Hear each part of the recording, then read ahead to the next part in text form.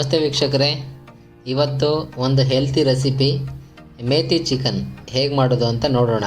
ಈಗ ಆಲ್ರೆಡಿ ನೀವು ಸ್ಟಾರ್ಟಿಂಗ್ ನೋಡಿರ್ತೀರ 10 ಸೆಕೆಂಡ್ಸಲ್ಲಿ ಹೇಗೆ ಬಂದಿರುತ್ತೆ ಅಂತ. ಅದು ಹೇಗೆ ಮಾಡೋದು ಅಂತ ನೋಡೋಣ. ಮೊದಲನೇದಾಗಿ ಮ್ಯಾರಿನೇಷನ್ ಮಾಡ್ಕೋತಾ ಇದ್ದೀನಿ ನೋಡಿ. ಅರಿಶಿನ, ಖಾರ ಪುಡಿ, ಒಂದು ಸ್ವಲ್ಪ ಆಯಿಲು ಹಾಕಿ ಚೆನ್ನಾಗಿ ಅದು ಮಸಾಜ್ ಮಾಡಿ ಮೀಟಿಗೆ ಇಲ್ಲ ಚೆನ್ನಾಗಿ ಮಿಕ್ಸ್ ಮಾಡಿಬಿಟ್ಟು ನೋಡಿ, ಈ ರೀತಿ ಚೆನ್ನಾಗಿ ಮಿಕ್ಸ್ ಮಾಡಿದರೆ ಆಯಿಲ್ ಅಂದ್ರದ್ದು ಚೆನ್ನಾಗಿ ಸ್ಟಿಕ್ಕಿ ನೇಚರ್ ಬರುತ್ತೆ. ಹಾಗಾಗಿ ಆ ಮೀಟಿಗೆ ಚೆನ್ನಾಗಿ ಅಬ್ಸರ್ವ್ ಆಗುತ್ತೆ. ಆಯಿತಾ? ಇದಾದಮೇಲೆ ನೋಡಿ, ಇದೆಲ್ಲ ರುಬ್ಕೋಬೇಕು. ಇವಾಗ ಇದೇನು ಪ್ಲೇಟಲ್ಲಿ ತೋರಿಸ್ತಾ ಇದ್ದೀನಿ ಅಲ್ಲ, ಶುಂಠಿ, ಬೆಳ್ಳುಳ್ಳಿ ಮತ್ತು ಈರುಳ್ಳಿ ಈ ಮೂರನ್ನು ಕೂಡ ರುಬ್ಕೋಬೇಕು. ಮತ್ತು ಇದನ್ನು ಕೂಡ ರುಬ್ಕೋಬೇಕು. ಮೆಂತ್ಯ ಸೊಪ್ಪು ಮತ್ತು ಟೊಮೊಟೊ, ಇಲ್ಲಿ 2 ಟೊಮೊಟೊ ತೊಗೊಂಡಿದ್ದೀನಿ ಸಾಕು. ಮತ್ತು ಮೆಂತ್ಯ ಸೊಪ್ಪು ತೊಗೊಂಡಿದ್ದೀನಿ ನೋಡಿ, ಒಂದು 2 ಕಪ್ ಆಗೋಷ್ಟು ಮೆಂತ್ಯ ಸೊಪ್ಪು ತುಂಬ ಫ್ರೆಶ್ ಆಗುಂಟು ಅಲ್ವಾ. ಇದನ್ನೆಲ್ಲ ಚೆನ್ನಾಗಿ ರುಬ್ಕೊಂಡು ಇಟ್ಕೊಳ್ಳಿ. ಈಗ ನೆಕ್ಸ್ಟು ಒಂದು ಪ್ಯಾನಲ್ಲಿ ನೋಡಿ, ಒಂದು ಬಾಣಲಿಯಲ್ಲಿ ಆಯಿಲ್ ಹಾಕ್ಕೊಂಡಿದ್ದೀನಿ ಸ್ವಲ್ಪ, ಒಂದು ಅರ್ಧ ಕಪ್ಪಷ್ಟು ಆಯಿಲು. ಆಮೇಲೆ ಶುಂಠಿ, ಬೆಳ್ಳುಳ್ಳಿ, ಈರುಳ್ಳಿ ರುಬ್ಬಿರ್ತಕ್ಕಂಥ ಅದನ್ನು ನಾನು ಇಲ್ಲಿ ಆ್ಯಡ್ ಮಾಡ್ತಾಯಿದ್ದೀನಿ ಅಲ್ವಾ.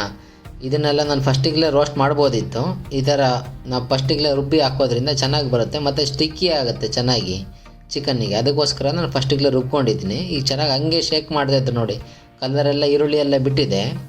ಅದಾದಮೇಲೆ ಮ್ಯಾರಿನೇಟ್ ಮಾಡಿರ್ತಕ್ಕಂಥ ಚಿಕನನ್ನು ಅದಕ್ಕೆ ಡಿಪ್ ಮಾಡ್ತಾಯಿದ್ದೀನಿ ಅಲ್ವಾ. ನೀವು ಹಾಗೆ ಶೇಕ್ ಮಾಡ್ತಾಯಿದ್ರೆ ಈರುಳ್ಳಿ ಎಲ್ಲ ಡಿಹೈಡ್ರೇಟ್ ಆಗಿ ಒಂದು ಸ್ವಲ್ಪ ಬ್ರೌನಿಷ್ ಬರುತ್ತೆ ನೋಡಿ ಅಲ್ವಾ. ಈ ರೀತಿ ಎಲ್ಲ ಚೆನ್ನಾಗಿ ಮಿಕ್ಸ್ ಮಾಡಾದಮೇಲೆ ಚೆನ್ನಾಗಿ ಒಂದು ಸ್ವಲ್ಪ ಡಿಹೈಡ್ರೇಟ್ ಆಗೋಕ್ಕೆ ಬಿಡಿ. ಚಿಕನ್ನೆಲ್ಲ ಒಂದು ಸ್ವಲ್ಪ ನೀರು ಬಿಡುತ್ತೆ. ಆಮೇಲೆ ಒಂದು ಸ್ವಲ್ಪ ಇನ್ನೂ ಚೆನ್ನಾಗಿ ನೀರು ಬಿಡಬೇಕು ಅಂದರೆ ಒಂದು ಸ್ವಲ್ಪ ಉಪ್ಪು ಹಾಕಿ. ಚಿಕನ್ ಮೇಲೆ ಹೇಗಿದ್ರೂ ಉಪ್ಪು ಹಾಕಬೇಕು ಅಲ್ವಾ. ನೀವು ಉಪ್ಪು ಹಾಕೋದ್ರಿಂದ ಬೇಗ ಡಿಹೈಡ್ರೇಟ್ ಆಗುತ್ತೆ ಚಿಕನ್ನು, ಚೆನ್ನಾಗಿ ನೀರು ಬಿಡುತ್ತೆ.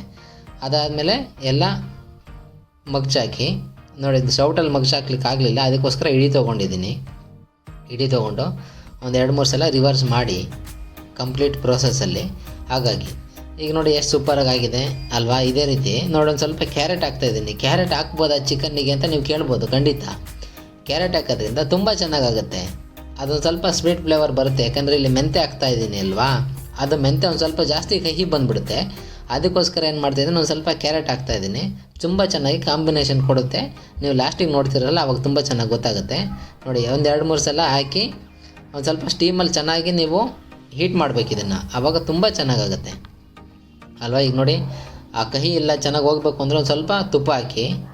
ತುಪ್ಪ ಇದರಲ್ಲಿ ಒಂದು 3-4 ಸ್ಪೂನ್ ಹಾಕ್ತಾಯಿದ್ದೀನಿ ತುಪ್ಪ. ಏಕೆಂತಂದರೆ ಮೆಂತ್ಯ ಕಹಿ ಬರುತ್ತೆ, ಹಾಗಾಗಿ ಒಂದು ಸ್ವಲ್ಪ ಅವಾಯ್ಡ್ ಮಾಡಬೇಕು ಅಂತಂದರೆ ಈ ರೀತಿ ಕ್ಯಾರೆಟು ಮತ್ತು ತುಪ್ಪ ಬಳಸೋದ್ರಿಂದ ನಿಮಗೆ ಹೆಚ್ಚು ಕಹಿ ಅಂತ ಅನಿಸೋದಿಲ್ಲ ಮೆಂತ್ಯ. ಅದರಲ್ಲೂ ನಾನು ತೊಗೊಂಡಿರೋ ಮೆಂತ್ಯ ತುಂಬ ಫ್ರೆಶ್ ಆಗಿತ್ತು. ಹಾಗಾಗಿ ಅದಾದಮೇಲೆ ಒಂದು ಸ್ವಲ್ಪ ಚಿಕನ್ ಮಸಾಲ ಪೌಡರ್ನ ಆ್ಯಡ್ ಮಾಡ್ತಾಯಿದ್ದೀನಿ.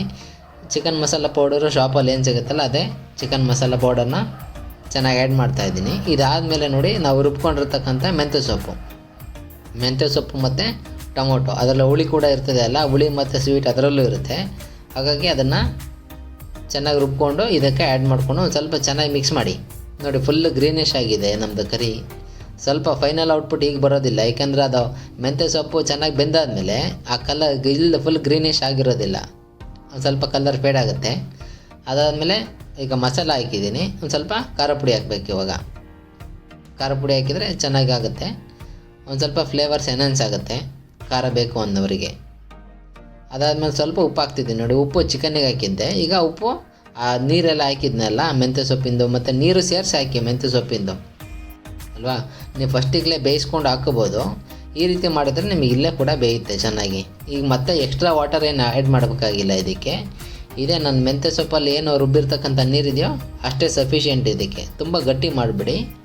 ಹಾಗೆ ಒಂದು ಸ್ವಲ್ಪ ಪುದೀನ ಹಾಕ್ತಿದ್ದು ನೋಡಿ, ಫೈನಲ್ ಟಚಪ್ ಕೊಡ್ತಾಯಿದ್ದೀನಿ. ಇದಕ್ಕೆ ಕೊತ್ತಂಬರಿ ಏನು ಹಾಕ್ತಾಯಿಲ್ಲ ನಾನು ನೋಡಿ. ಈಗೆಲ್ಲ ಚೆನ್ನಾಗಿ ಕುದ್ದಾದ್ಮೇಲೆ ಹೇಗಾಗುತ್ತೆ ಅಂತ ಈಗ ಹಾಕಿ ಒಂದು 5 ನಿಮಿಷ ಚೆನ್ನಾಗಿ ಕುದಿಸಿ. ಆವಾಗ ನೋಡಿ, ಈಗೆಲ್ಲ ಕಂಪ್ಲೀಟಾಗಿ ಆಗಿದೆ ನೋಡಿ. ಎಲ್ಲ ಫುಲ್ ಗ್ರೀನಿಶ್ ಇದೆಲ್ಲ ಒಂದು ಸ್ವಲ್ಪ ಡಾರ್ಕ್ ಗ್ರೀನ್ ಆಗಿದೆ ಚೆನ್ನಾಗಿ ಬೆಂದು. ನಿಮಗೆ ಒಂದು ಸ್ವಲ್ಪ ಡ್ರೈ ಬರಬೇಕು, ಲಿಕ್ವಿಡ್ ಜಾಸ್ತಿ ಆಯಿತು ಅಂತಂದರೆ ಓಪನ್ ವೆಜರಲ್ಲಿ ಕುದಿಸಿ ನೋಡಿ. ಫೈನಲ್ ಔಟ್ಪುಟ್ ಹೇಗೆ ಬಂದಿದೆ ನೋಡಿ, ಸೂಪರಾಗಿರುತ್ತೆ, ತುಂಬ ಹೆಲ್ತಿ ನೋಡಿ. ಕ್ಯಾರೆಟ್ ಹಾಕಿರೋದು ಈಗ ನಿಮಗೆ ಕಾಂಬಿನೇಷನ್ ಏನು ಸೂಪರಾಗಿ ಕಾಣುತ್ತೆ ಮತ್ತು ತಿನ್ನಲಿಕ್ಕೂ ಅಷ್ಟೇ ಚೆನ್ನಾಗಿರುತ್ತೆ. ಇದೇ ರೀತಿ ನೀವು ಟ್ರೈ ಮಾಡಿ, ಹೇಗೆ ಬಂತು ಅಂತ ಕಮೆಂಟಲ್ಲಿ ಮುಖಾಂತರ ತಿಳಿಸಿ. ಮತ್ತು ಇದೇ ರೀತಿ ಒಳ್ಳೆ ಫುಡ್ಡನ್ನು ಎಂಜಾಯ್ ಮಾಡಿ ಅಂತ ಹೇಳ್ತಾ ನಮ್ಮ ಚಾನಲ್ನ ಸಬ್ಸ್ಕ್ರೈಬ್ ಮಾಡಿ, ಲೈಕ್ ಮಾಡಿ, ಶೇರ್ ಮಾಡಿ. Thank you for watching.